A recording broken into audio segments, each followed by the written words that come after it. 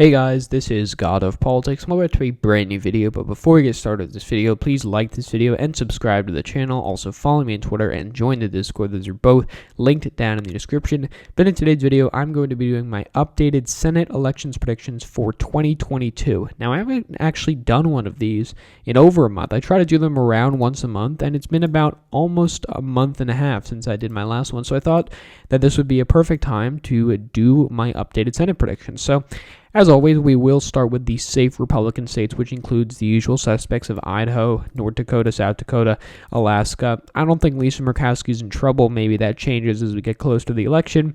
She's certainly not going to lose to a Democrat, and maybe she loses to another Republican, but I think the ranked choice voting system will help her. So as of now, putting that as safe Republican. Utah, of course, Kansas, Oklahoma, Arkansas, Missouri, Louisiana. I'm going to put Iowa as safe Republican for now because I do expect, with all of the indications we have right now, Chuck Grassley is going to run. So I do expect, based off that for it to be safe Republican. Alabama, Kentucky, Indiana, South Carolina are all going to be safe Republican states, and that puts them all the way up to 45 seats already. And the Democrats, starting with 36 seats, will win Hawaii by a safe margin, California, Oregon, Washington, Illinois.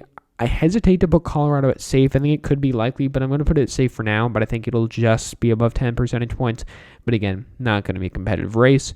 Maryland, if Larry Hogan runs, not even going to get close in Maryland. State politics and national politics are different. Maryland is a safe Democratic state.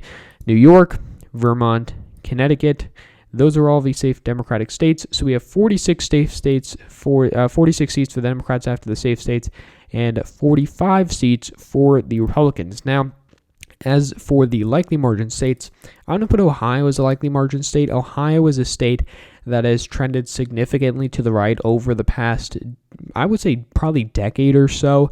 Even though Obama won in 2012, it was by a reduced margin from 2008. 2016, of course, flipped red by a pretty substantial margin. 2020 barely flipped blue, and relative to the national margin, it trended red. So overall, Ohio is a red state now, and Democrats really aren't going to get very close in this state at all. So that is going to be likely Republican. Florida is also going to be a likely Republican state.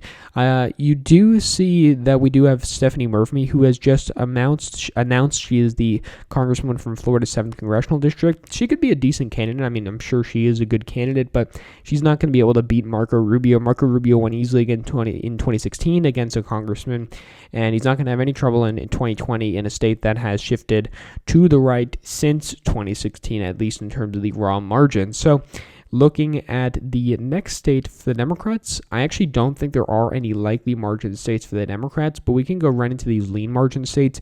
I'm going to put North Carolina as a lean margin state. Some people are saying this could be a tilt margin state. Maybe if it's Sherry Beasley versus Pat McCrory, the former governor, it could be a tilt margin, but as of now, I'm going to say it's a lean margin. It's a stubbornly Republican state. It's kind of similar to Nevada in many ways. Of course, there's big differences, but in some ways, in terms of the fact that it's stubborn for one party, North Carolina clearly has a similarity there, and I think that it is going to help someone like Pat McCrory, who's clearly the front runner based on the polls we've seen so far, and I do expect him to be the nominee, and as of now, I'm putting it at lean Republican. I'm also going to put New Hampshire at lean Republican because I do expect Sununu to run, and I think he'll have a very strong showing against Maggie Hassan. Really, I don't think Maggie Hassan stands much of a chance. Based on the polls we've seen so far, Chris Sununu has been having pretty strong leads, and I would expect that to hold until the general election. And you can see here, Republicans are already at 49 seats, and they'll get to 50 seats with Wisconsin, which I am putting as a lean Republican state. Now, we're not entirely sure whether Ron Johnson is going to run again. There are some indications he will. There are probably more indications that he's not, but even if he doesn't run, it's going to be difficult for Democrats to win this seat. And you can say, oh, Republicans don't have a strong bench, but Ron Johnson was just a businessman running in 2010 against the, Russ Feingold, who was a very big name senator, and he lost to Ron Johnson. So, Republicans could run someone like Sean Duffy, maybe. We'll see what happens, but I don't think Republicans are going to have too much trouble winning this seat as of now. But of course, things could change. Now, the lean margin seats for the Democrats, I do think Nevada's a lean margin state. It's again similar to North Carolina. It's a stubborn state. Republicans have had some success here. just like Democrats have had some success in North Carolina, but not too much success. And I do think it's going to be a problem for Republicans. They don't have too strong of a candidate in Nevada. Maybe they run Adam Laxalt, but again, I struggle to see him winning. So as of now, I'm putting the state as a lean margin.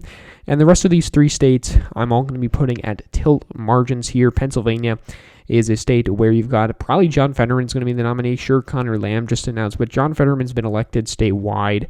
Connor Lamb is also from Western Pennsylvania, so the area where you'd have your strength is an area where your biggest opponent is also going to have strength. And John Fetterman, I think, is probably going to win this primary. And I think if he's running against, someone like Ryan Costello, someone like Mike Kelly, I don't know really who's going to run for the seat for Republicans. They don't really have a very strong bench, and I think that's going to be to their detriment in the state of Pennsylvania. As for Georgia, everybody's saying, Herschel Walker is going to run. Herschel Walker is going to be this great candidate. This guy hasn't even lived in Georgia in decades, I believe, and Georgia's got a lot of population growth shifting the suburbs to the left, and sure, you could see some reversion, but with the population growth we're seeing, I don't think it's that likely of a scenario to happen. Of course, Warnock could lose. I'm putting it at Democrat, because it is going to be a very close race. But as of now, I do think that Warnock does have a slight edge. As for Arizona, I could probably put this race at lean, to be honest, because Mark Kelly is a very strong incumbent. He ran ahead of Joe Biden in this state. Many Democrats across the country cannot say the same thing, but Mark Kelly's a strong candidate, beat an incumbent senator, despite the fact she was appointed, Martha McSally, of course. But Mark Kelly's still, regardless, strong senator, going to have strong fundraising numbers. Doug Ducey, their best candidate for the Republicans, is not running. Republicans may run someone like Andy Biggs or Paul Gosar, and I don't think they would win at all. But overall, I do think Mark Kelly's going to get a win there, pushing the Democrats up to 50-50 here, giving Democrats a net zero change, although they would flip 1 seat, but Republicans would also flip 1 seat. Republicans flipping New Hampshire, Democrats flipping Pennsylvania. So overall, we're looking at, again, a deadlocked Senate with probably a Republican House. So Republicans will probably come out of this election being happy, but disappointed that they didn't take all of their opportunities. So thank you all for watching this video. Please like this video and subscribe to the channel. Also follow me on Twitter and join the Discord. Those are both linked down in the description. But again, guys, thank you all for watching this video, and I'll see you guys later.